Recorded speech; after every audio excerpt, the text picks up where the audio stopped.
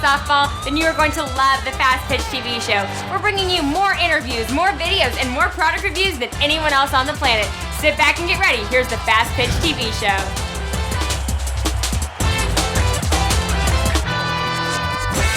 Hello and welcome to the Fastpitch TV show. I'm your host, Gary Leland. Now, if you found our show on Facebook, your Apple TV, or any other video sharing device, please check out my website. It's located at www.fastpitch.tv. It's the home of the Fastpitch TV network and a place to find all my softball video channels, softball blogs. And at this time, there are 7 video channels and 11 blogs on the website, and all of these, every last blog and video channel is dedicated to one thing and one thing only, and that's Fast Pitch Softball. Now, I want to take a second to thank Markworks Sporting Goods. Now, Markworks Sporting Goods is a partner of the Fast Pitch TV show. And let me tell you, this is a great site to buy softball equipment from. They are more than just a softball store, actually. They're a distributor of all types of sporting goods, everything from football to hockey to baseball. I even buy from them for my online websites. So I can tell you, they give great service. They're great people. Please visit their website and show them some love. Go to their website at www.markwort.com. Now, earlier this year, I was at Softball Con. It's held in Louisville, Kentucky every year.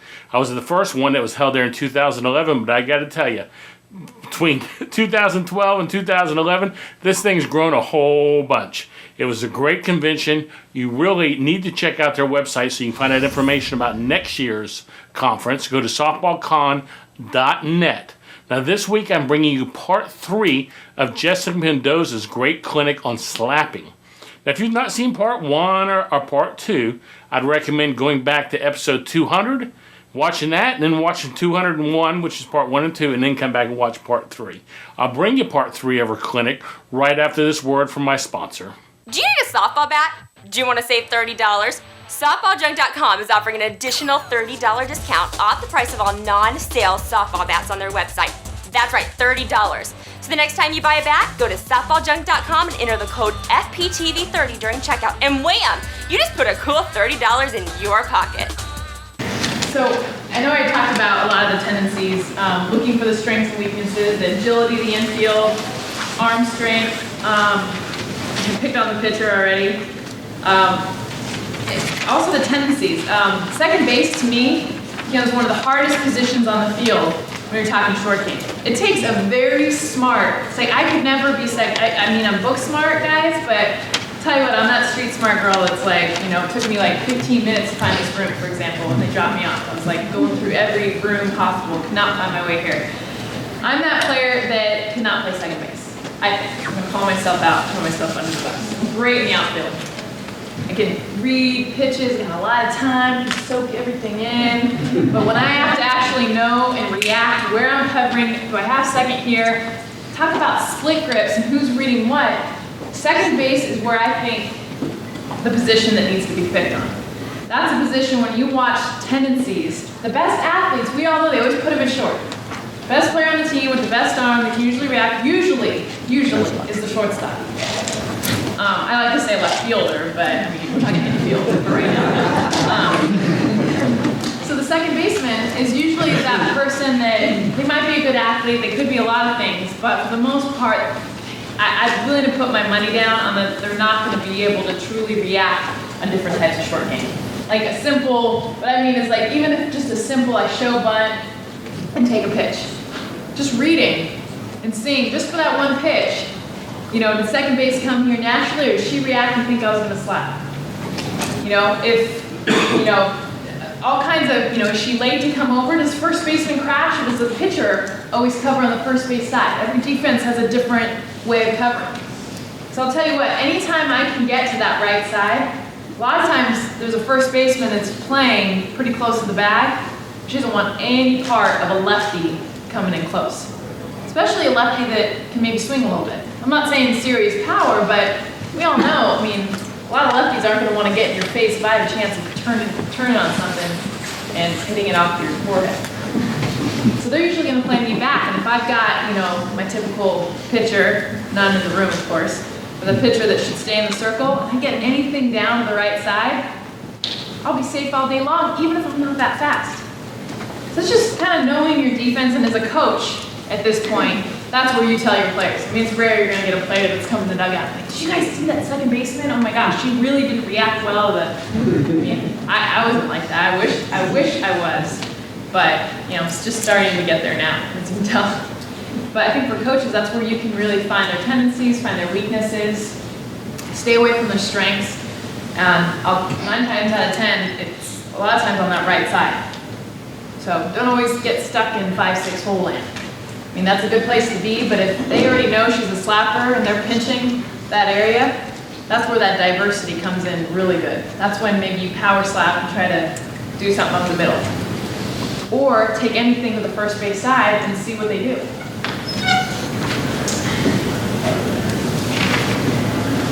And then, getting into the trickery, a little bit of what I was talking about with split grip, bunt slap bunt.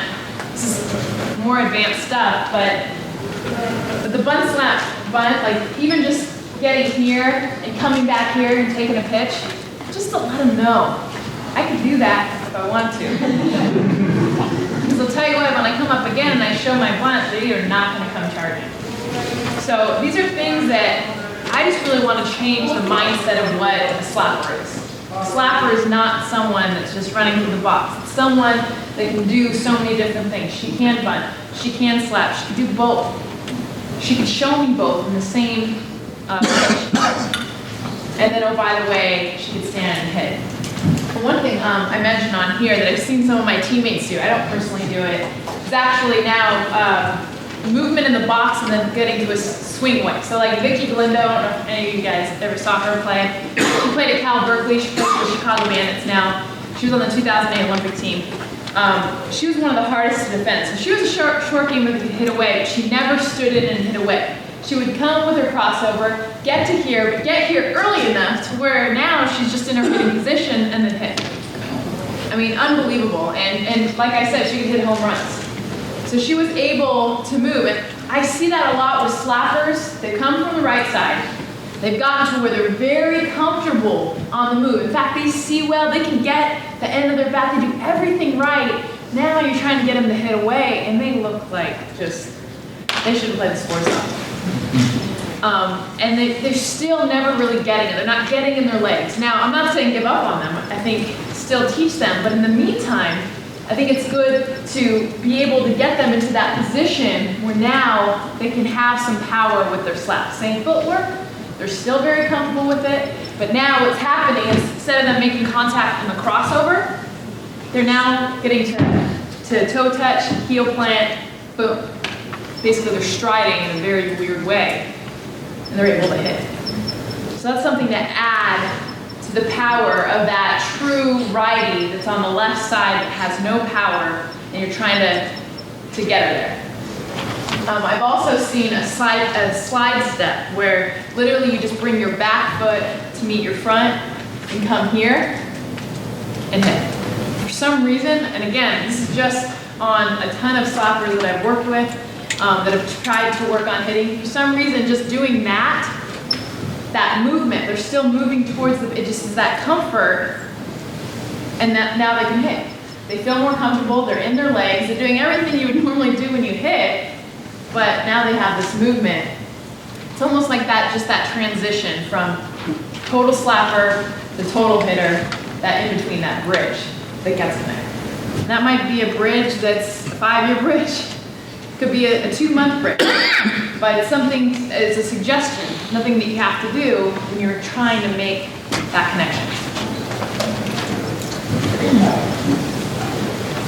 And obviously the more diverse the better, and I think I've kind of made that point, but I see it, like I said, even in Division I college and at the young level, but just that classic slapper, that slapper that has one kind of slap and everybody knows it and they play her that way.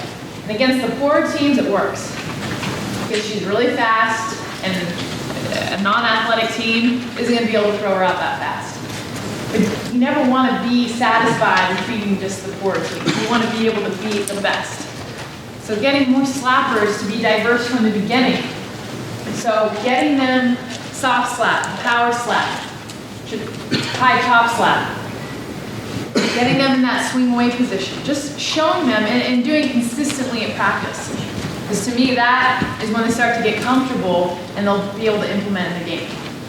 And the last thing, I'm getting flagged a little bit, is to practice with your own defense.